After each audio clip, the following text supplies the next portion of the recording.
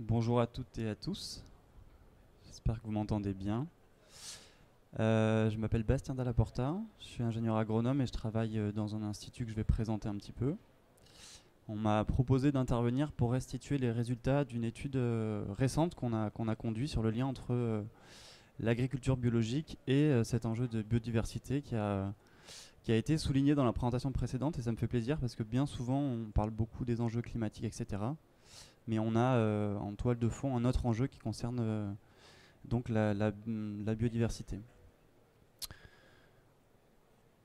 Quelques mots pour vous décrire rapidement d'où je parle. Donc l'ITAB, c'est l'Institut de l'agriculture et de l'alimentation biologique. Donc je viens plutôt de l'univers de l'agriculture et de l'alimentation, un peu moins de celui de la cosmétique. Mais voilà, on est structuré en institut et à la fois sur l'amont et sur l'aval. Donc on a cette particularité de couvrir les questions d'amont voilà, et d'aval. Notre raison d'être à l'ITAB, c'est la construction et le partage de données scientifiques et techniques pour accompagner justement cette agriculture et cette alimentation vers des modèles résilients, équitables et durables. Et donc, ce qui a été dit un peu avant sur cette question de transition. Et pour ça, on a 3 missions principales. La première, c'est à la fois la production de connaissances, mais aussi fédérer des acteurs dans la production de connaissances sur l'agriculture biologique. Donc c'est clairement de la recherche appliquée. Et puis on a d'autres missions qui sont celles d'accompagner, d'éclairer les décideurs publics, ou privés parfois.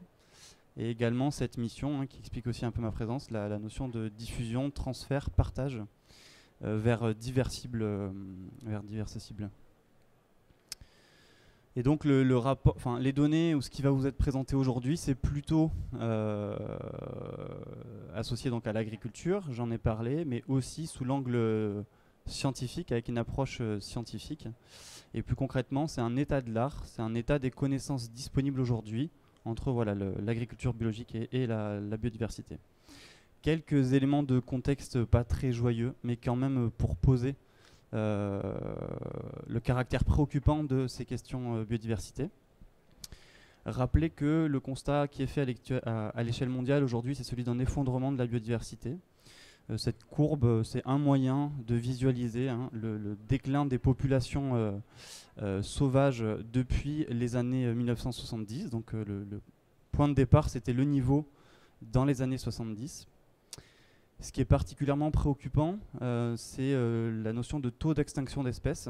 C'est-à-dire qu'on a un taux d'extinction d'espèces qui est plus de 10 fois à 100 fois supérieur à ce qu'on a connu sur les 10 derniers millions d'années.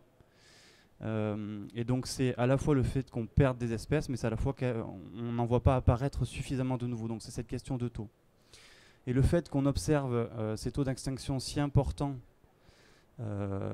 sur une échelle spatiale si grande, donc à l'échelle mondiale, sur un pas de temps très court et sur autant d'espèces, c'est les 3 critères qui font qu'aujourd'hui on parle ouvertement de 6e crise d'extinction de masse. Voilà. Et c'est la première qui est d'origine anthropique, donc c'est-à-dire que les activités humaines ont une responsabilité, ou en tout cas sont une cause de cet effondrement-là.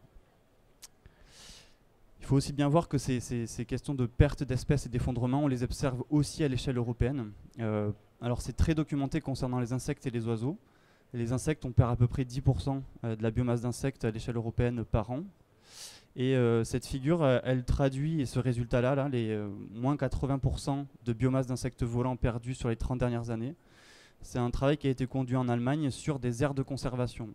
Donc même dans des aires de conservation, on observe des pertes drastiques de biodiversité, qui ici est décrite avec une biomasse, donc une pesée d'insectes volants.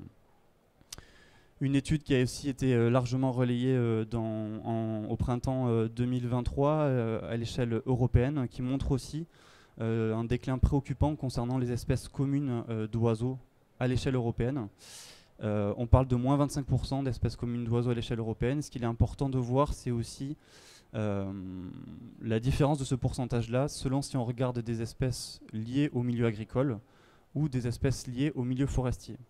Et ce qui est préoccupant, c'est que quand on regarde des espèces qui sont inféodées au milieu agricole, cette perte, elle est plus de l'ordre de 60%, et dans des milieux forestiers, donc qui sont supposés être moins, enfin pas supposés, mais qui sont moins perturbés par les activités humaines, on pourrait dire, c'est de l'ordre de 20%, 18-20%. Voilà.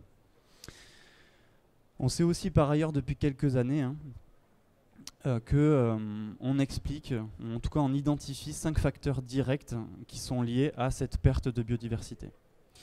Le premier, c'est les espèces, alors pas dans l'ordre, hein, on parlera de la question du poids après, mais c'est la notion d'espèces exotiques envahissantes, avec de l'apparition d'espèces sur des zones géographiques et qui vont induire des phénomènes de compétition ou de prédation. On a cet enjeu de changement climatique qui vient affecter la biodiversité en modifiant des aires de distribution des espèces. Donc les conditions climatiques ne permettent plus à ces espèces d'habiter pleinement ces espèces-là. Et aussi les changements climatiques qui viennent perturber des signaux qui sont liés par exemple à la reproduction ou à la migration. Donc parfois c'est aussi de la perturbation de signaux. On parle aussi d'exploitation directe des ressources, ça fait référence à la chasse, au braconnage et à la pêche. Et puis ce qui est important, c'est le changement d'usage des terres. Donc là, c'est une action, c'est le fait de venir perturber, de modifier un habitat dont dépend une espèce, soit parce qu'on le détruit, soit parce qu'on altère tellement sa qualité qu'il ne permet plus d'héberger des espèces. Et puis enfin, ce qui nous concerne, et on va en parler un petit peu, c'est la question de pollution, qui là aussi affecte les espèces en rendant inadapté l'environnement dans lequel elles vivent. Mais les pollutions peuvent aussi affecter la disponibilité de ressources alimentaires. On va le voir parce que c'est très parlant dans le cas de l'agriculture. Et donc justement, dans tous ces facteurs-là que l'on a identifiés, des facteurs dits directs, l'agriculture elle a une place assez prépondérante. Pourquoi ? Tout simplement parce qu'elle occupe une grande partie des surfaces terrestres à l'échelle mondiale. C'est la première raison.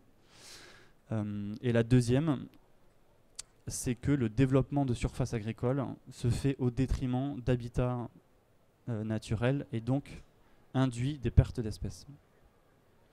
Donc voilà pour le contexte. Nous, ce qui va nous intéresser aujourd'hui, c'est dans tout ce contexte-là, à la fois la gravité de l'enjeu, à la fois la question agricole et alimentaire, est-ce que et comment l'agriculture biologique répond totalement ou partiellement à ce défi-là. Pendant ma présentation, qui va se décaler un petit peu en mise en page tout du long, mais en fait, on va jongler entre différentes échelles d'analyse et c'est important que vous ayez ça à l'esprit. On va commencer par regarder l'agriculture biologique à l'échelle des parcelles agricoles. Et puis, dans un second temps, on regardera un petit peu ce qu'il en est à l'échelle de paysage. Donc, paysage, c'est un petit mot valise, mais en gros, c'est ce qu'il y a autour. Donc, ça peut être des régions agricoles, mais aussi à l'échelle de fermes, donc d'exploitation agricole. Et puis, la question des importations qu'il ne faut pas perdre de vue. Donc, un mot rapide là-dessus. Dans notre travail, on va parler de l'agriculture biologique, mais on ne va pas en parler en valeur absolue. En fait, on se réfère toujours à autre chose. Et ce autre chose, pour nous, c'est ce que je vais appeler l'agriculture conventionnelle. Et l'agriculture conventionnelle, c'est donc le reste que le bio, c'est-à-dire une agriculture qui n'est pas biologique. D'accord ? Donc, dans notre travail, nous, dont je parlerai un petit peu à la fin, mais dans notre travail, voilà, on se réfère à l'agriculture conventionnelle. Donc, on positionne l'agriculture biologique par rapport à cet état de référence. Il est important de voir que même en agriculture biologique, il y a un gradient de pratique. Et en agriculture non bio, conventionnelle, il y a aussi un gradient d'intensité des pratiques. D'accord ? Mais là, on va rester sur ces comparaisons un petit peu binaires. Alors, on commence donc par les effets de l'agriculture biologique à l'échelle des parcelles agricoles. Et là, ces données que vous allez voir sur cette partie-là, il faut vous imaginer qu'elles viennent en comparaison d'une parcelle conduite en conventionnel et d'une parcelle conduite en agriculture biologique. Et ce qui nous intéresse, c'est bien l'écart entre les deux. Okay ? Et donc, l'ensemble des conclusions qui vont être présentées, c'est des travaux scientifiques qui agrègent toutes ces comparaisons de parcelles à l'échelle mondiale, qui les traitent, qui les analysent, pour voir un petit peu quel est l'effet lié au mode de conduite biologique. Et donc ces méta-analyses à l'échelle mondiale, elles montrent un effet, elles confirment le fait qu'on a davantage de biodiversité dans les parcelles agricoles qui sont conduites d'une façon conduite en agriculture biologique. Important de préciser que ces données-là, on les retrouve plutôt dans l'hémisphère nord, Amérique du Nord, Europe, d'accord. Donc on est vraiment sur en tout cas des résultats qui sont extrapolables à l'échelle de la France. Et ce que montrent ces études-là en termes quantitatifs, c'est qu'en moyenne, à l'échelle mondiale, le constat il est qu'on a plus d'individus présents, d'êtres vivants présents dans les parcelles conduites en bio, de l'ordre de plus 30%. Et on a aussi plus d'espèces qui sont présentes et qui vivent dans ces parcelles conduites en bio, de l'ordre de plus 20%. Une autre manière de répondre ou de répondre à cette question-là, c'est aussi de regarder dans combien de cas on a l'inverse, c'est-à-dire plus de biodiversité dans les parcelles conduites en conventionnel. Et on voit que c'est extrêmement rare, c'est près de 4% des sites qui montrent ce constat-là. Donc c'est bien pour réaffirmer, parce que ces questions-là, on les connaît maintenant depuis les années 2000. Et donc moi je vais un peu titiller et questionner ce pourcentage-là, vous allez le voir, mais c'est un peu le préambule et le socle de cette présentation, de dire que le constat il est celui d'un mode de production qui est moins préjudiciable par rapport à la biodiversité. Alors pourquoi est-ce que c'est si surprenant que ça? Non. Et ça s'explique par les pratiques agricoles entre une conduite en bio et une conduite en conventionnel.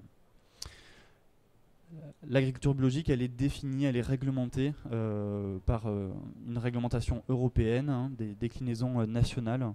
Et donc, on a, pour comprendre un petit peu ces pourcentages, hein, ciblé des pratiques dites réglementaires. La première pratique réglementaire en agriculture biologique, c'est l'interdiction d'utilisation de pesticides de synthèse. Et quand on regarde l'état des connaissances scientifiques sur le lien entre ces pesticides et la biodiversité, et notamment un rapport qui a été fait par l'Institut national de la recherche agronomique et Ifremer en France en 2022, qui a traité cette question-là, et qui a amené différentes conclusions, de rappeler qu'aujourd'hui les pesticides, on les retrouve dans l'ensemble des matrices environnementales, que ce soit l'air, l'eau, le sol, et qu'aujourd'hui on connaît des effets des pesticides sur l'ensemble des groupes taxonomiques que l'on observe. C'est pour montrer un peu l'ampleur des contaminations. Et sur cette figure, qui je trouve est assez éloquente, on voit la complexité des mécanismes par lesquels des pesticides peuvent affecter, altérer la biodiversité, tant par la diversité des espèces que ça peut concerner, des oiseaux aux plantes, aux champignons, en passant par des amphibiens, des poissons, etc. Et surtout à diverses organisations spatiales. Ça peut altérer des individus, mais aussi des populations, des communautés et donc des écosystèmes. Et ce qu'il est important de voir, c'est que quand on compare des parcelles bioconventionnelles, on compte, c'est vraiment de la présence ou de l'absence. Mais en fait, derrière ça, on voit que les pesticides peuvent provoquer des modifications qui sont parfois non létales. Ça peut être réduire des capacités de reproduction, par exemple des altérations de comportement, on peut avoir des échecs de reproduction, des perturbations de reproduction. Chez les oiseaux par exemple, on peut avoir un amincissement de la coquille lors de la formation des coquilles chez les oiseaux. Donc voilà, donc c'est pas toujours une question de plus ou moins, parfois c'est plus subtil que ça. Dans les grandes conclusions, pour ne pas trop m'attarder sur ce sujet-là, cette étude-là, cette expertise scientifique collective, elle a conclu, donc pas la nôtre, hein, celle de l'INRA, elle a conclu qu'aujourd'hui, il y a un lien de causalité qui est établi entre l'utilisation de ces pesticides et le déclin des populations que l'on observe. Donc il y a un lien de causalité qui est établi. Pas de toutes les populations. C'est le cas pour les oiseaux, les insectes, les amphibiens et les chauves-souris. Et pour d'autres populations, on a une suspicion de lien, c'est-à-dire qu'aujourd'hui, les données disponibles, elles sont trop fragmentaires, elles sont liées à des expérimentations qui ont lieu en conditions contrôlées, mais qu'on a une suspicion de lien, mais qu'on ne peut pas établir avec la même certitude que pour les populations que je viens de citer précédemment. Et donc je fais juste un petit détour ici pour dire qu'on a une question quand même en agriculture biologique, parce que certes on n'utilise pas de pesticides de synthèse, mais on a parfois recours à des substances qui sont autorisées, qui sont dites naturelles. Donc dans la réglementation, c'est une liste qui est éditée. On ne peut utiliser que ces substances-là. Ces substances, elles sont donc naturelles, hein, je le répète, mais certaines ont une toxicité, une écotoxicité qui est supérieure à équivalente aux produits qu'on peut utiliser en conventionnel. Et là, il faut bien que je me rattrape très vite en disant qu'en fait ça concerne 4 substances qui sont utilisées en bio. Donc c'est peu de substances. Mais il y en a une ou deux en particulier qui vraiment posent un problème d'écotoxicité. Voilà. Et c'est des substances qu'on va retrouver sur certaines productions, par exemple la pomme de terre ou l'arboriculture. Et donc là aussi, même si on s'affranchit d'énormément de pesticides par rapport au conventionnel, on a quelques substances autorisées en bio qui aujourd'hui sont des fronts de recherche et sur lesquels on doit avancer. Donc on met de côté la question des pesticides et puis on a une autre pratique réglementaire qui est assez centrale en agriculture biologique, qui est celle de la fertilisation. C'est-à-dire que là aussi, la réglementation biologique proscrit l'utilisation d'engrais de synthèse, des engrais qui sont synthétisés par l'homme à base de gaz naturel. Mais c'est pas la question. Et donc la fertilisation des parcelles, des cultures en bio, elle se fait par des apports organiques, donc ça peut être des fumiers, des lisiers, ou parfois des déchets de certaines filières de l'aval, ou par l'implantation de légumineuses dans les rotations qui viennent capter l'azote de l'air et le restituer par des mycorhizes, des nodosités au sol. Des luzernes par exemple, des trèfles, etc. Et donc on a regardé, est-ce que ces différences de fertilisation avaient un impact sur la biodiversité? La réponse est globalement oui. C'est plutôt documenté pour des espèces liées au sol ou les plantes, et très peu pour d'autres organismes, notamment la faune épigée. Et puis, il y a ce qu'on appelle en agriculture biologique des pratiques induites. Là, je vais m'expliquer un petit peu, c'est-à-dire qu'il ne suffit pas de dire en bio, vous n'utilisez pas d'herbicides pour caractériser l'agriculture biologique, puisque quand on n'a pas d'herbicide, en fait, on fait autrement. Et souvent, en agronomie, quand on n'utilise pas d'herbicide, on va avoir un recours plus fréquent à ce qu'on appelle un désherbage mécanique, c'est-à-dire par exemple du labour ou des passages de herse, de binage, etc. Des passages mécaniques qui viennent détruire mécaniquement les mauvaises herbes plutôt que de les détruire chimiquement. Et donc la notion de pratique induite, c'est on regarde des pratiques qui sont plus fréquemment mises en œuvre en bio. Parfois on ne sait pas, mais on fait l'hypothèse. Et donc on voit si ils ne font pas avec des herbicides, mais ils font autrement. Est-ce que le autrement, ça a un impact sur la biodiversité? Il y a deux pratiques assez centrales. La première, c'est l'intensité du travail du sol. Alors, on en retient que globalement, un travail plus profond du sol, plus fréquent, il a un impact négatif sur la biodiversité des sols. Les organismes, les espèces, elles ne réagissent pas tout à fait pareil, mais par exemple, pour les vers de terre, ça va impacter des espèces qui vivent à la surface ou qui ont plutôt des déplacements verticaux, et un peu moins des vers de terre qui vivent plutôt en profondeur, plus en profondeur des sols. Donc, par le fait que l'agriculture biologique n'utilise pas d'herbicides, on peut supposer et mettre l'hypothèse qu'elle travaille plus le sol, et on sait que le travail du sol a, lui, par contre aussi, un impact sur certains organismes du sol. Une autre catégorie de pratiques en agriculture, c'est la notion de diversification végétale.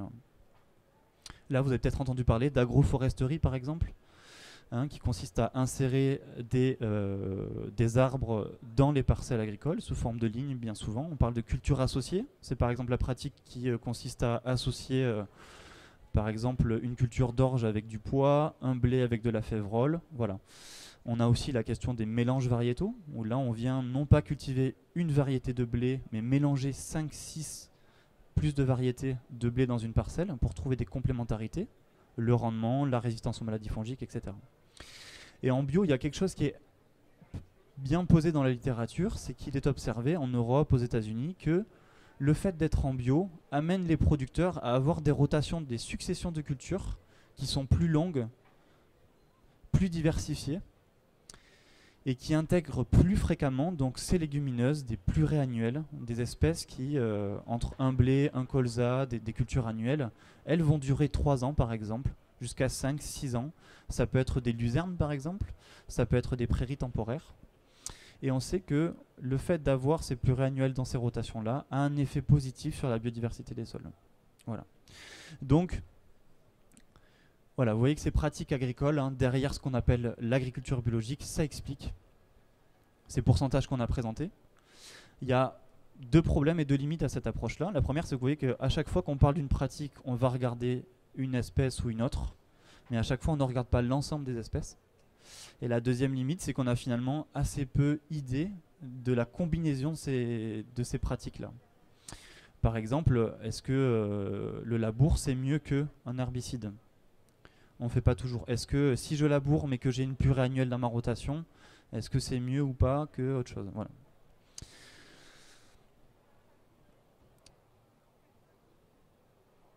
Et puis, un autre point de discussion, c'est que dans ces pourcentages assez génériques,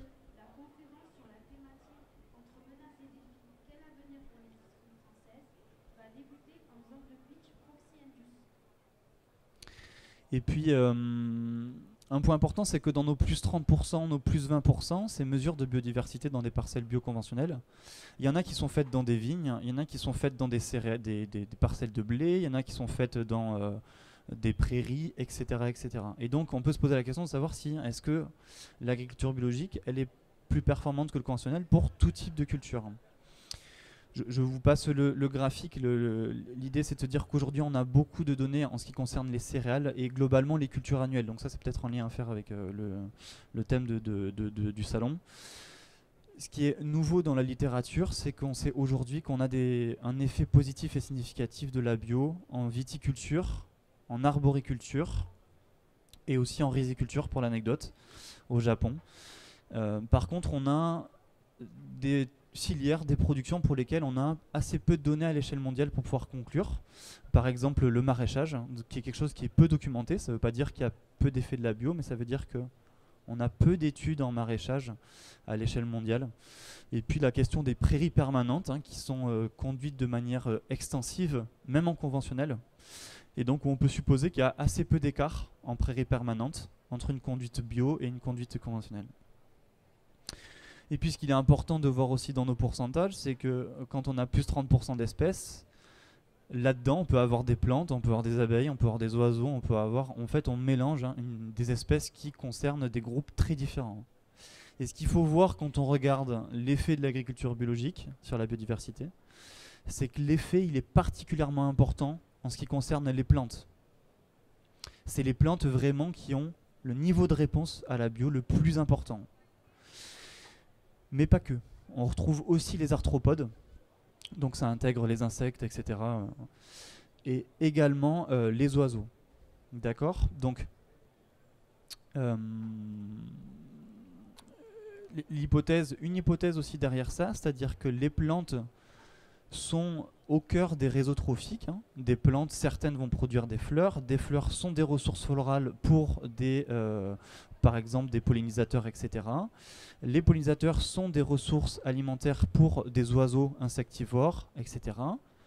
Les plantes font des graines, les graines sont des ressources pour des insectes granivores, etc. Donc il y a vraiment une hypothèse derrière tout ça qui est le réseau trophique derrière comme ça, qui a pour base ces plantes et les plantes dans les agroécosystèmes.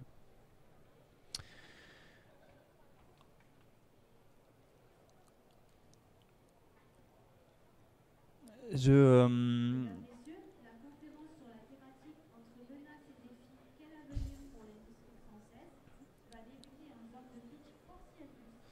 tenais aussi à vous présenter cette figure-là parce que depuis quelques années, on entend beaucoup de la biodiversité du sol. C'est-à-dire qu'en agriculture, on a une préoccupation qui émerge ces 10 dernières années par rapport à la qualité des sols. Alors, on va la prendre tranquillement, cette figure, parce qu'elle est assez hostile à première vue. Mais elle a l'avantage de montrer un petit peu où est-ce qu'on a de la donnée et des connaissances quand on regarde la biodiversité des sols. Alors c'est une méta-analyse là aussi qui a été conduite par une équipe française de Dijon et qui a positionné sur ce graphique-là toutes les comparaisons bio-conventionnelles pour différents organismes et pour différentes mesures de biodiversité. Donc vous avez les bactéries, les champignons, les vers de terre, les macro-arthropodes, les micros, les nématodes et les micro-organismes totaux. Comment est organisée cette figure qui permet quand même d'avoir une vue d'ensemble? Vous avez sur cette ligne rouge les comparaisons pour lesquelles il n'y a pas de différence bio et conventionnelle. Plus les points vont être à l'extérieur, plus l'avantage est donné à l'agriculture biologique. Et plus les points sont à l'intérieur, plus l'avantage est donné au conventionnel. La taille des points, tout simplement, elle réfère au nombre de comparaisons. Et puis la couleur, qui n'est pas ma légende à sauter, mais la couleur, elle répond à est-ce que les données viennent de céréales, de grandes cultures, c'est les parties jaunes, ou est-ce que ça vient de la viticulture, c'est les couleurs, les données violettes. En vert, je pense que c'est les prairies, et en marron, je suis plus très sûr. Mais c'est pas très important. Voilà. Donc plus on est à l'extérieur, plus ça a avantage à la bio. Plus les points sont grands, plus on a de données.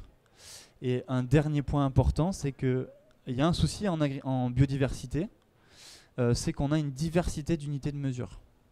On peut regarder le nombre d'espèces, on l'a dit, on peut regarder le nombre d'individus, on l'a dit, on peut aussi regarder les fonctions, le niveau de fonction, par exemple pour des activités enzymatiques dans les sols. On parle d'indicateurs d'activité. Et donc ça, c'est une grande différence par rapport au climat, c'est que pour le climat, on peut tout mettre en tonnes équivalent CO2, et une des complexités sur la biodiversité, c'est qu'on a aussi une différente manière d'apprécier la lecture des espèces. Donc voilà, tout ça pour dire sur cette figure que vous voyez que, en ce qui concerne la question de la biodiversité des sols, et ce que concluent les auteurs, c'est qu'on a un avantage significatif pour l'agriculture biologique. Maintenant, ce que vous voyez aussi, c'est qu'on a vraiment des groupes qui sont très étudiés. On pourrait par exemple citer les nématodes et les micro-organismes du sol. Donc là, on va retrouver les bactéries, les archées. Par contre, on voit que, et étrangement, hein, les vers de terre, on en parle beaucoup, mais finalement, on a assez peu de données. Et ensuite, on les regarde beaucoup par l'abondance, donc le nombre d'individus, et finalement très peu avec d'autres indicateurs de diversité ou d'activité. Voilà, c'est juste pour vous montrer aussi que derrière tout ça, il y a et un point important, c'est que typiquement, si on prend les vers de terre, on voit qu'on a quelque chose qui est plutôt favorable en grande culture et en céréales. Par contre, quand on est en viticulture, on a plutôt un avantage au conventionnel. Hein. Est-ce que vous avez des hypothèses pour expliquer ça en viticulture? Comment? Le travail du sol, exactement. Dans les cultures pérennes, on est en grande culture, quand on est en rotation, quand on veut gérer des adventices sur un blé, par exemple, il y a un des leviers qui est de mettre une prairie temporaire. On va laisser des adventices pousser dans la prairie, puis on va faucher, puis on va détruire la prairie, et puis on va réimplanter une culture, dans l'espoir d'avoir une succession culturelle plus propre. On vient assainir en stock semencier d'adventices. Quand on est en culture pérenne, en arboriculture, en viticulture, on est en culture pérenne, donc on ne peut pas détruire et remettre une vigne l'année d'après. Et donc on dispose de moins de leviers agroécologiques pour gérer ces adventices-là, et on a donc un levier principal qui est le travail du sol. Alors c'est pas très vrai, parce qu'en fait quand on voit des agriculteurs dans la durée, on voit qu'au début ils commencent par... Donc ils se convertissent, ils arrêtent les herbicides, ils travaillent beaucoup le sol pour compenser, et petit à petit il y a plutôt des transitions vers planter des couverts dans l'interrang, les tondre, etc. Mais bon, ça c'est plutôt un aspect dynamique, voilà. Mais pour dire qu'effectivement, en viticulture, on a plus de travail du sol en bio qu'en conventionnel, et que pour des espèces comme les vers de terre, c'est quelque chose qui a un impact. Voilà. Donc voilà, on a beaucoup parlé des pourcentages bio-conventionnels à l'échelle des parcelles agricoles. On a discuté de ça, est-ce que c'est vrai pour toutes les cultures, tous les groupes, et comment ça s'explique en termes de pratiques agricoles. Il faut bien voir qu'on a beaucoup parlé des vers de terre, des plantes, mais il y a aussi des insectes qui sont volants, il y a aussi des oiseaux. Et on comprend bien que pour ces espèces-là, en fait, se cantonner à l'échelle de la parcelle agricole, ça suffit pas.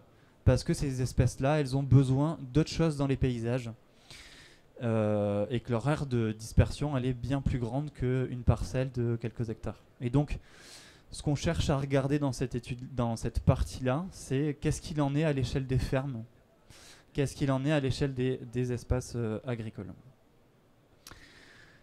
Il y a un élément qui est important dans les fermes et globalement à l'échelle de régions agricoles, c'est la présence d'éléments semi-naturels. Et moi, c'est un terme que j'emploie, mais derrière, vous pouvez y mettre cette photo-là, c'est-à-dire la présence de haies, Donc des ronciers, des haies, hein, pas forcément des haies toutes jolies, bien tendues, ça peut être voilà.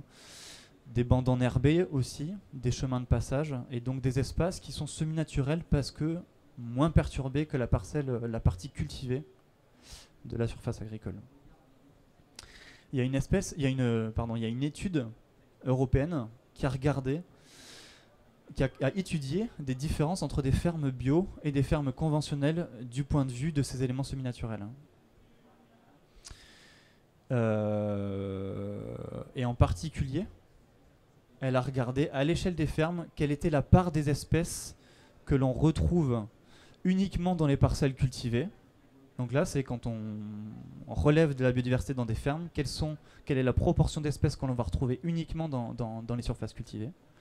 Tout en bas, c'est quelle est la proportion des espèces que l'on va retrouver uniquement dans les éléments semi-naturels. Et quelle est la proportion, c'est la partie du milieu, des espèces que l'on va retrouver à la fois dans les parcelles cultivées et à la fois dans les éléments semi-naturels, et donc des espèces qui naviguent. D'accord ? Et donc tout ça dans plein de pays différents, mais c'est pas intéressant. La grande conclusion de cette étude-là, c'est qu'à peu près 50% des espèces à l'échelle des fermes, on les retrouve uniquement dans ces éléments semi-naturels, donc dans les haies, dans les bandes enherbées. Ça témoigne de l'importance de la présence de ces espaces-là dans des milieux agricoles. Et donc il y a une question qui peut nous être posée en agriculture biologique, c'est est-ce qu'en bio on a plus d'éléments semi-naturels dans les fermes ? Et la réponse est plutôt non, pas beaucoup plus qu'en conventionnel. Alors on n'a pas d'études génériques en France, mais les données qu'on a à disposition montrent qu'on a plutôt autant de haies, de bandes enherbées dans les fermes bio et conventionnelles. Par contre, il y a un élément important de la discussion à prendre en compte, c'est qu'il faut bien voir que les pratiques agricoles d'une parcelle à côté d'une haie, elles vont impacter la qualité de la haie. On peut avoir des pollutions, par exemple, de pesticides dans la haie, on peut avoir de la lixivation sur des engrais dans les haies. Et donc, ce qui a été fait dans 500 parcelles françaises, ça a été de comparer les espèces végétales que l'on retrouve dans les haies avoisinant des parcelles conventionnelles et des espèces végétales dans des haies avoisinant des parcelles conduites en bio. Et ce qu'on voit, c'est qu'on a une différence significative sur le nombre d'espèces végétales. Ça illustre le fait qu'il y a une question de qualité de ces habitats-là, d'accord, au-delà de est-ce qu'il y en a plus ou moins. Et ce qui est aussi intéressant, c'est que quand les auteurs découpent les espèces présentes entre des espèces que l'on retrouve souvent dans les milieux agricoles, et quand on découpe ces espèces avec des espèces que l'on retrouve rarement dans des milieux perturbés par l'homme, on voit qu'en bio, on a particulièrement plus d'espèces qui sont peu fréquentes dans des milieux agricoles. Voilà. Donc c'est juste pour alimenter cette réflexion, se dire que comparer des quantités d'habitats semi-naturels, c'est important, mais c'est aussi important de discuter de la qualité de ces habitats-là pour des espèces qui y vivent.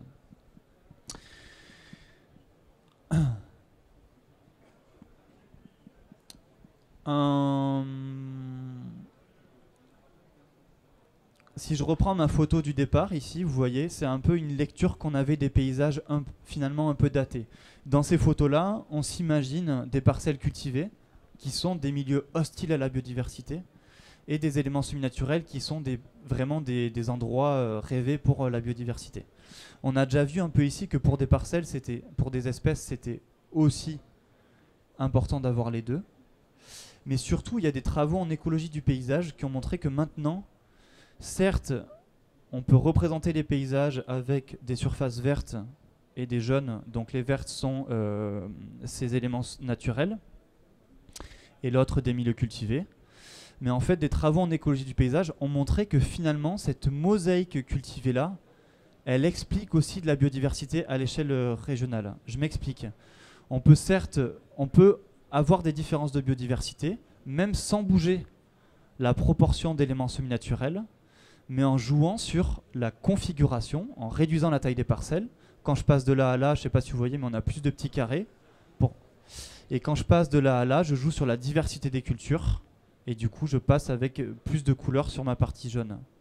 Et en fait, dans les milieux agricoles, il y a cet enjeu d'éléments semi-naturels, mais il y a aussi ce moyen d'améliorer la biodiversité en créant plus de complexité à l'échelle des paysages. Et il y a 2 leviers principaux: réduire la taille des parcelles, augmenter le nombre de cultures.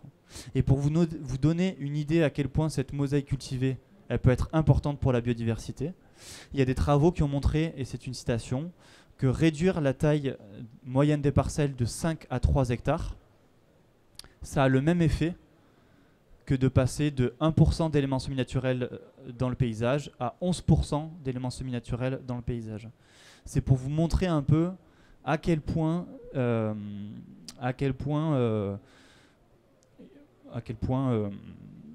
a une contribution importante. Et donc là, nous en bio, bon, c'est vraiment des résultats très récents de 2019.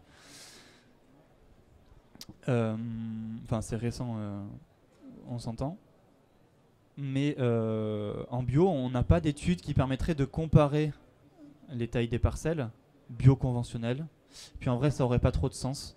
Mais par contre, il faut bien voir qu'en bio, ce que j'ai dit sur les rotations, le fait qu'on a des rotations, des successions de cultures qui sont plus longues et plus diversifiées, bah, il est probable que ça contribue de manière significative à créer de la diversité de cultures à l'échelle de régions agricoles. Et donc, je ne sais pas si vous le voyez depuis le début, mais on a un peu une tension entre... On a d'un côté beaucoup de connaissances sur les pesticides, les pratiques, on a vu que c'était très important. Et puis on vient de voir qu'en fait, à l'échelle du paysage, il y a la complexité du paysage qui est aussi très importante pour les biodiversités. Et donc là, il y a un peu une tension un petit peu dans la littérature. On va dire qu'il y a des chercheurs qui creusent beaucoup le côté pesticides, il y a des chercheurs qui creusent beaucoup le côté écologie du paysage. Et donc... Et en fait, comment est-ce que ces 2 échelles cohabitent et se combinent? En fait, il y a une hypothèse dans l'écologie du paysage qui explique ça sous cette forme-là. C'est dans quel type de paysage on a un effet maximal des pratiques agricoles. Et il y a une théorie qui prédit un effet maximal des pratiques agricoles pour des niveaux de complexité dits intermédiaires, c'est-à-dire pas trop des paysages dégradés, simples, nus, et pas trop des paysages très complexes, type bocagers. Alors pourquoi ? Dans des paysages vraiment des open fields, quoi, un peu ces photos là de certains États aux USA par exemple, et quelques régions pas très loin d'ici d'ailleurs, où il n'y a pas beaucoup de haies et des grandes parcelles. En fait, ni les pratiques, les pratiques agricoles ne seraient pas très perceptibles. Pourquoi ? Parce qu'il y a tellement peu de biodiversité autour, le milieu est tellement trop pauvre que en fait, bouger sur les pratiques a très peu d'effet. Et à l'inverse, dans des régions, par exemple, bocagères, Limousin, des régions donc avec des prairies permanentes, où on a dit qu'il y avait déjà en conventionnel des pratiques extensives, beaucoup de haies, etc.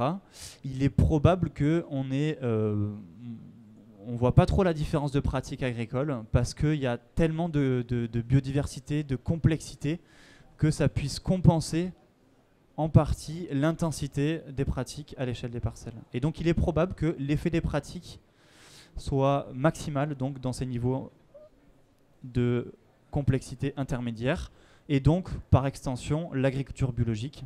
Il est probable que l'agriculture biologique soit particulièrement bénéfique dans des milieux intermédiaires. Et là on est content parce qu'on a une courbe, et c'est simple un peu à lire. Il faut bien voir que tout ça c'est à discuter selon le niveau de mobilité des espèces. D'accord ? Il y a des espèces où si on a des pratiques intensives en pesticides, en travail du sol, elles ne vont pas avoir cette capacité à fuir la perturbation et l'intensité pour aller s'abriter dans des zones refuges, gelées, etc. Et donc, à l'inverse, il y a des oiseaux qui peuvent échapper ponctuellement à des perturbations. Donc, là, la relation, elle est jolie, mais elle dépend vraiment de la capacité, du niveau de mobilité des organismes. Alors, j'ai bientôt fini, d'accord ? Mais il y a une autre question qu'on peut poser, c'est qu'est-ce qui se passe si on n'augmente les surfaces conduites en bio dans ces paysages. Parce que dans ces études dont j'ai parlé un peu en écologie du paysage, le problème, c'est qu'on n'a pas assez de sites où on a, par exemple, 50% des surfaces agricoles conduites en bio. Vous voyez ? Et donc, du coup, cet effet-là, par modélisation, on n'arrive pas trop à le trouver. Mais on a quand même des travaux qui sont conduits sur des zones ateliers, qui sont à peu près 500 km², des ateliers comme ça en France, où on va regarder plus finement certains paramètres en conditions réelles, donc chez des agriculteurs. Et ce qui a été fait dans une étude dans le nord des Deux-Sèvres, il y en a d'autres dont je vais parler un peu après, c'est le nombre de weed species, donc les adventices, les plantes, le nombre d'espèces de plantes que l'on retrouve selon la part de la surface agricole qui est cultivée en bio, et cette part qui va de 0 à 60%. D'accord ? Et ce qu'on voit globalement, le premier message un peu simple, c'est que les espèces végétales sont sensibles à la présence de bio autour dans le paysage. Et ça, c'est parce que ça s'explique par le fait que les communautés végétales, elles répondent fortement à cette présence d'autres parcelles bio autour qui viennent alimenter donc des poules d'espèces végétales. Donc, augmenter les surfaces conduites en bio, c'est perceptible avec un effet additif à l'échelle du paysage pour des espèces de plantes. Et il y a d'autres travaux qui ont montré que d'autres organismes, en particulier des pollinisateurs, répondent là aussi favorablement. Et pour des pollinisateurs, ça s'explique par le fait que plus on fait remonter des hectares en bio dans un paysage, plus on vient donner des ressources alimentaires pour ces espèces-là. Donc ça a été montré pour les papillons, les bourdons et les abeilles. Mais on a l'inverse qui est observé dans des régions viticoles. C'est ça qui est assez fou. Donc là, c'est une autre zone atelier dans le Bordelais. Donc là, pareil, une quarantaine de parcelles bioconventionnelles. Et là, ils ont regardé aussi par modélisation, est-ce que le fait que les prélèvements soient situés dans des endroits où on a beaucoup de domaines viticoles bio ou peu de domaines viticoles bio explique des différences d'espèces présentes. Et ce qu'ils ont montré, c'est qu'il y a beaucoup d'espèces qui répondent positivement à ça, mais ils ont aussi montré que pour certaines espèces, c'était l'inverse, c'est-à-dire qu'il y a des espèces qui vivent pas bien le fait qu'elles soient dans un environnement où il y a beaucoup de parcelles conduites en bio. Et ces espèces, si on regarde, c'est des carabes et des micro-arthropodes du sol, qui sont des espèces qui sont sensibles au travail du sol. Et donc, on retrouve ce lien avec le fait que pour des espèces qui sont sensibles au travail du sol, être dans un environnement où il y a beaucoup de parcelles en bio, où on a un désherbage mécanique qui est important, en fait, est défavorable à leur présence.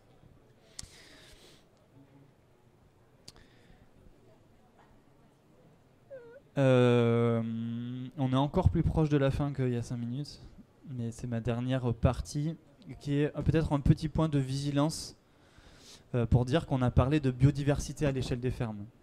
Or, vous savez que nos modes de production, nos activités agricoles, elles dépendent aussi d'achats, d'intrants, de plein de choses, et concernant des systèmes d'élevage, d'achat d'aliments. Et donc c'est important quand on compare la biodiversité à l'échelle des fermes, de regarder ce qui est fait sur la ferme, mais aussi de regarder ce qui est acheté et ce dont dépendent les fermes. C'est quelque chose qui est jamais intégré quand on fait des diagnostics biodiversité à l'échelle des fermes, et pourtant qui est un enjeu très important. Pourquoi ? Vous savez que la déforestation, elle est sur les 30 dernières années, on l'associe beaucoup à l'agriculture. C'est la FAO qui disait qui posait le constat en 2020 que 90% de la déforestation sur les 30 dernières années était liée donc à l'agriculture, à l'extension de l'agriculture. Et puis on l'a vu au début sur les facteurs, les changements d'usage des terres, la perte d'habitat, c'est un des facteurs directs sur la biodiversité. Et puis il y a une étude d'OFB, alors j'ai pas réussi à retrouver les chiffres, à me connecter surtout à leur étude, mais qui a essayé de regarder un peu comment on fait avec des bilans carbone et l'empreinte carbone de la France. Quand on est sur le climat, on peut regarder des émissions territoriales, c'est les émissions carbone qu'on produit en France. Mais après, il y a une autre approche qui est l'empreinte carbone, qui intègre là aussi ce qu'on achète pour nos modes de consommation, donc l'importation de biens et de services, en plus de ce qu'on produit chez nous et qu'on va consommer. Et donc il y a un peu ces mêmes mécanismes de comptabilité qui se développent en biodiversité. Et l'OFB, l'Office français pour la biodiversité, qui a posé une étude en 2022, qui a calculé ça et qui montrait qu'en fait, en France, l'essentiel de nos impacts sur la biodiversité, ils ont lieu hors des frontières. Pourquoi ? Parce qu'on a de l'importation de matières premières qui viennent de certains biotopes qui sont particulièrement importants pour la biodiversité, des espèces rares, etc. Voilà. Et en agriculture, il y a cette question, alors ça concerne le café, par exemple le cacao, mais en agriculture, sur les matières premières agricoles, on pense beaucoup au tourteau de soja, à l'huile de palme notamment. Et ça, c'est une question qui n'est pas très bien documentée dans la littérature, hein, le lien entre l'agriculture biologique et la déforestation, mais quand même, la réglementation biologique, elle contraint beaucoup les élevages par le niveau d'autonomie alimentaire, c'est-à-dire que les élevages de ruminants doivent produire 70% de leur alimentation sur l'exploitation ou à proximité, 30% pour les monogastriques, dont les volailles et les porcs. Et en plus, 95% de l'alimentation qui est donnée aux animaux doit être certifiée bio. Voilà. Donc ça, ce sont deux pratiques réglementaires qui font qu'on n'a pas d'importation de soja brésilien bio. D'accord ? Donc, que l'agriculture biologique, elle n'impacte pas la partie concernée par la déforestation qui est le nord Brésil. Voilà. Bon, ça c'est un premier fait, mais il y a de la déforestation qui a lieu aussi à d'autres endroits sur Terre. Et en France, en bio, on importe certains intrants aussi en provenance de l'Inde et de la Chine. Et aujourd'hui, on a une difficulté d'affirmer que nos importations de certains protéagineux n'a pas d'impact dans ces régions-là. Mais en tout cas, sur la question du Brésil, on peut affirmer qu'il n'y a pas de lien. Au contraire, être en bio, l'élevage bio, c'est d'ailleurs un des leviers dans la stratégie nationale de lutte pour la déforestation importée. Parce que, voilà, en tout cas, à garder en tête. Je vais passer sur cette question service et juste livrer 3 messages avec lesquels j'aimerais qu'on reparte ensemble de cette présentation-là. Le premier, biodiversité pas simple mais préoccupant. On a vu l'ampleur du défi biodiversité et on a vu aussi que c'est pas si simple parce qu'on peut la regarder à l'échelle parcelle, paysage ou cette notion d'importation. On a vu qu'on pouvait parler de nombre d'espèces, nombre d'individus et donc ça c'est une grande problématique sur la biodiversité. C'est un enjeu très préoccupant et à la fois très complexe à quantifier, à étudier. Et puis on a vu que les espèces n'avaient pas le même niveau de réponse aux mêmes choses. Donc voilà. Deuxième point de conclusion que j'aimerais qu'on retienne, c'est quand même le fait que cette étude du lien entre agriculture biologique et biodiversité, ça fait plus de 20 ans que c'est documenté à l'échelle mondiale et que le constat, il est le même, voire même que plus on creuse et plus on voit qu'on a des effets bénéfiques. Par exemple, la biodiversité dont je vous ai parlé, c'était quelque chose qui était très peu documenté il y a encore 5-10 ans. La riziculture, c'était pas documenté, la vigne, c'était moins documenté, etc., etc. Donc finalement, plus on a de connaissances, plus elles vont dans ce sens-là. Et le troisième point, c'est que bio ou non bio, on a vraiment nécessité collective d'agir. On a parlé de la biodiversité importée qui était liée à nos modes de consommation. On a parlé de la présence des haies, des éléments semi-naturels. On voit qu'on a un besoin d'aller plus loin. On a parlé d'agroforesterie. On peut aller plus loin en agriculture pour répondre à cet enjeu biodiversité. La bio adresse une partie des enjeux en étant moins intensif sur certaines pratiques. Mais par contre, sur la question des haies et des éléments semi-naturels, la bio peut aller plus loin encore. Voilà. Pourquoi on parle de ça à l'ITAB ? Et je vais finir là-dessus avec une diapo il vous faut prendre en compte que cette question-là. On parle beaucoup à l'ITAB d'externalité. Et pourquoi on fait ça ? C'est-à-dire pourquoi on regarde encore le lien entre agriculture biologique et biodiversité ? Parce qu'on a cet objectif d'objectiver les performances de l'agriculture biologique. c'est-à-dire vraiment d'un point de vue de la littérature scientifique, objectiver, voilà, qu'est-ce qu'on sait aujourd'hui de l'agriculture biologique sur toutes ces allégations, tout ce qu'elle affirme. Et la deuxième motivation, c'est de rendre visibles des coûts cachés pour la société sur une grande diversité de dimensions. Je m'explique. Quand on achète un produit conventionnel, on va le payer un certain prix. Quand on va acheter un produit bio, on va l'acheter à un certain prix. Bien souvent, le bio est plus cher que le conventionnel, même si ces derniers temps, ce n'est pas toujours évident sur tous les produits, mais on a un écart de prix. Derrière ce prix de vente, on ne prend pas en compte des coûts cachés pour la société. Avec un exemple qui parle à tous, c'est la question du coût de la dépollution des eaux. C'est-à-dire que l'agriculteur, il choisit de produire bio ou conventionnel, mais par ses pratiques, en pesticides notamment et en engrais, il vient aussi générer des coûts cachés pour la société sur la pollution des eaux, en nitrates par exemple, et en pesticides ou métabolites, etc. Et la société, derrière, par les collectivités, l'État, doit dépolluer ces eaux, ce qui génère des coûts, etc. Et donc nous, à l'ITAB, on a cette idée d'externalité, c'est-à-dire d'évaluer toutes les interactions entre une exploitation agricole et l'environnement, qui ne fait pas l'objet d'une rémunération économique, comme peuvent l'être des achats d'intrants, des ventes de produits, mais toutes ces influences de cet agent qui est l'exploitation agricole sur l'environnement, sans que cet agent ou que la société ne paye de contribution directe. Et on comprend bien que derrière, l'idée, c'est de regarder la qualité de l'eau. Est-ce qu'on a des écarts? Si oui, de combien? Et combien ça coûte? Avec cette démarche derrière de chiffrer économiquement ces externalités de l'agriculture biologique. Voilà. Pourquoi c'est important? Parce qu'aujourd'hui, le marché de la bio, il est plutôt en crise.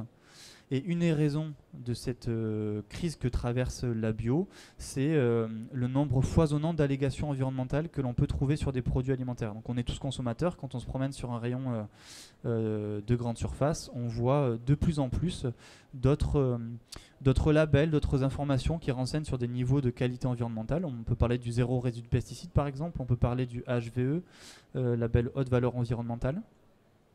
Et donc, une des raisons de ce désintérêt, on pourrait dire, de la grande consommation sur des produits bio, c'est lié à ces consommateurs qui se retrouvent noyés derrière des allégations environnementales. Et donc, on a besoin d'objectiver. Ça, d'une part. Et d'autre part, c'est que les agriculteurs, ils bénéficient d'aides et de subventions publiques. Quand on se convertit en bio, on a des primes qui nous aident les 3 premières années de la conversion. Et puis par la PAC, on a aussi certaines aides à l'hectare. Puis en France, on bénéficie par exemple d'un crédit d'impôt quand on est en bio. Voilà, c'est à peu près 3 types d'aides. Mais récemment, dans la nouvelle PAC, on a un autre label, le label HVE par exemple, qui lui aussi se voit rétribuer des aides. Et selon des acteurs de l'agriculture biologique, l'écart d'aide entre ce label HVE avec les pratiques que ça amène et ce montant d'aide en bio avec ce que ça amène est complètement décorrélé de ce qu'on sait des différents impacts de ces deux labels sur l'environnement. Et donc il y a un effort d'objectiver sur le terrain scientifique, il y a donc un effort de mieux informer le consommateur sur en fait qu'est-ce qu'il y a derrière un label en termes de performance, et il y a derrière un enjeu politique aussi, de politique publique, de se dire on subventionne ok, mais de combien et pour quel service. Et donc, merci pour votre attention sur cette présentation. Et si vous souhaitez regarder nos travaux qui ont regardé en 2016 plus de dimensions, l'eau, le climat, la santé, etc., et qui ont tenté de chiffrer économiquement cette question de coûts cachés, vous pourrez vous reporter sur ce rapport de 2016. Et puis nous venons tout juste donc d'actualiser ce rapport en 2024, en creusant 4 dimensions dans ce rapport-là. La biodiversité, je viens de vous en livrer quelques résultats principaux, mais également les émissions de gaz à effet de serre, la question du climat, qui a été évoquée tout à l'heure, la qualité des sols, 3e, et le dernier, j'ai presque envie de dire surtout, mais c'est aussi le lien entre l'agriculture biologique et la santé humaine. Qu'est-ce qu'on peut dire aujourd'hui du lien entre l'agriculture biologique sur l'exposition et l'apparition de maladies pour des riverains, pour des producteurs, pour des consommateurs, voilà. Voilà, donc vous avez le site de l'ITAB qui est là, hein. Tous ces rapports sont en accès libre et gratuits. Et puis il nous reste quelques minutes, si vous souhaitez poser quelques questions, c'est avec grand plaisir.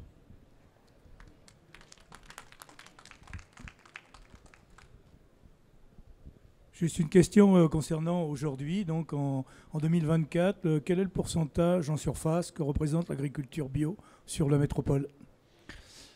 Alors, sur la métropole, je crois qu'on est à 11% de mémoire. J'ai toujours un doute parce que parfois c'est en nombre d'exploitations. Voilà, on est à peu près à 11%. Voilà. D'accord. On s'était fixé collectivement, c'est-à-dire dans les politiques publiques, d'atteindre 18% de la surface agricole en bio en 2023. On a échoué. Et puis on se fixe, le nouvel objectif, c'est, je ne l'ai plus trop en tête, je crois que c'est 20% dans quelques années. Voilà. Donc aujourd'hui, on a une disproportion encore entre ce qu'on appelle le conventionnel et le bio. Bien Donc sûr. on part de choses qui ne sont pas comparables, puisque le bio, ça a des règles très strictes, hein, alors que le conventionnel, c'est toute une zone où il y a des choses très, très toxiques, je dirais, à des choses relativement correctes quand même. Et c'est ça qui me gêne, c'est-à-dire que moi je suis très favorable au bio, il n'y a aucun problème, mais je trouve que la marche à franchir pour passer d'un côté à l'autre est lourde. Et il y a beaucoup de producteurs qui n'arrivent pas à la passer. Prenons l'exemple du parcellaire. Bon, je suis d'accord avec vous, il faut un parcellaire qui soit diversifié et autre. Mais quand vous regardez la mécanisation à l'heure actuelle, allez au salon de l'agriculture en début d'année, vous allez voir des tracteurs, comme je dis, la roue du tracteur elle est plus grande que moi. C'est des machines énormes. Et tout a été fait c'était le passage après-guerre, hein, du plan Marshall. On a amené des tracteurs. Les tracteurs, ils ont pris un facteur de croissance énorme. On a fait le remembrement, et donc le retour en arrière, il n'y a pas que le bio qui peut le faire. Il faut, je pense, travailler aussi sur ces 90% d'agriculteurs qui n'osent pas faire la transition parce qu'ils ne peuvent pas ou qui trouvent que c'est trop difficile. Oui, alors j'ai pas compris le lien avec les surfaces et les limites qu'on pouvait en dire. Prenez le micro peut-être juste pour comprendre le... Juste pour comprendre, aujourd'hui, quand vous regardez une exploitation en Beauce, vous avez 100, 200 hectares, de toute façon, il ne va pas passer du bio du jour au lendemain. Il a des équipements et autres qui font qu'il a besoin de grandes surfaces par sa mécanisation. Donc on commence à faire effectivement de la replantation de haies hautes. Il y a des agriculteurs qui sont... Mais ça c'est vite limité. Il faudrait aussi que sur les aspects mécanisation, de coûts de travail et autres, qu'il y ait des efforts qui soient faits pour, je sais pas moi, fabriquer du matériel qui soit beaucoup plus malléable. Je sais pas, je suis pas un pro. Oui, bon, l'enjeu là, c'est pas de souligner tout ce qu'il y a à faire en agriculture. Là, le propos de la conférence, c'était justement même si tout est flou, à un moment donné, comparer la bio au conventionnel, même si c'est peut-être peu de surface, etc. Mais bien sûr qu'il y a d'autres enjeux et qu'il y a un historique fort sur des territoires tels que le remembrement. Il n'empêche qu'on voit que peut-être qu'on peut redécouper des parcelles aujourd'hui. Ça ne veut pas dire forcément qu'on va refaire des parcelles de 1 à 2 hectares, voire inférieur à 1 hectare, comme on trouve dans certains territoires. On peut rester mécanisé et réfléchir à reconcevoir un parcellaire d'une exploitation. Il y a aussi des parcelles, des exploitations bio qui font 300-400 hectares, hein. Donc vraiment la taille de l'exploitation, au contraire, c'est-à-dire qu'aujourd'hui, ces dernières années, on voit plus que le marché était porteur, si vous voulez, on a vu se convertir beaucoup d'exploitations de grandes surfaces aussi, très mécanisées, mais ça c'est presque décorrélé. Voilà, donc en bio aussi, on a des exploitations de grandes surfaces, et justement, il y a un enjeu bio-conventionnel sur ces exploitations spécialisées de grandes surfaces à réfléchir différemment, et en réduisant l'intensité des pratiques agricoles et en travaillant sur cette échelle paysagère. Voilà. Mais pour le coup, voilà, la question de l'augmentation des charges de mécanisation dans nos systèmes de production, voilà, c'est quelque chose qui est bien documenté et connu. Et effectivement, justement, en fait, se convertir en bio, la question du passage, et encore plus quand le marché n'est pas porteur, c'est quelque chose qui est risqué en fait. Et c'est aussi pour ça qu'on a des aides à la conversion. C'est parce que la société conçoit à prendre une partie de ce risque-là, suffisante, pas suffisante, en tout cas c'est l'idée, pour justement pendant quelques années, voilà. Est-ce que 3 ans c'est suffisant? La réponse est probablement non. Mais effectivement, voilà. Et voilà, bon, c'était plus une remarque, mais voilà un peu dans les grandes lignes.